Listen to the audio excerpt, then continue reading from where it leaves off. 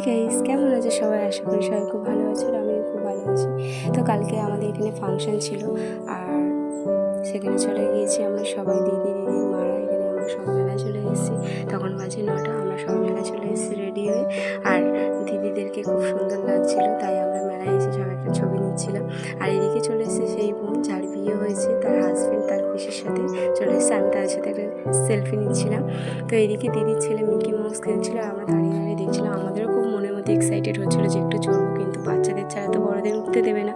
আর এদিকে প্রচুর মেলা বসেছে, এদিকে জিলিপি গজার দোকান, ফুচকার দোকান সব বসেছে। আর এত গরম কি বলবো, প্রচুর গরম। এই কদিন হচ্ছে তো প্রচুর গরম ফেলছে, তাই মাঝে মাঝে হাওয়া হচ্ছে, গাটাও ঠান্ডা হচ্ছে।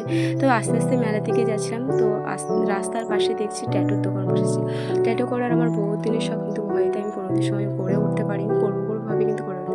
আর ছিল আইসক্রিমের দোকান, তো আমি নিজে কিনতে পারিনি আইসক্রিম, আর বঞ্জি কিনেছে, তো তাকে ভিডিওতে নিতে মন নেই, তার জন্য সরি বঞ্জি। তো আইসক্রিমটা খেতে ছিল ভীষণ টেস্টি। আর এদিকে দিদি জিলিপি গজা কিনবে বলে আমাকে নিয়ে চলে এসেছে জিলিপি গজার দোকানে। তো এসে দেখছি গরম গরম লাল লাল জিলিপি ভেজে রাখছি, আর এদিকে লাল গজা, কটকটি সব রাখা আছে। জিভেতে জল চলে আসছে, মনে হচ্ছে একটা তুলে খাই, কিন্তু এটা তো বাজে ব্যাপার।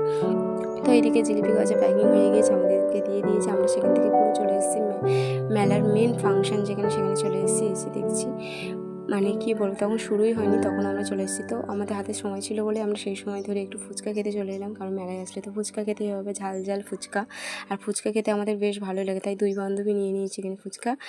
আর ফুচকা খাওয়ার শেষে আবার চলে এসেছি ফাংশনের এখানে, কারণ বসে বসে না দেখলে সারা রাত দেখতেও পারবো না, পা যন্ত্রণা করবে, যার জন্য এখানে বসে পড়েছি।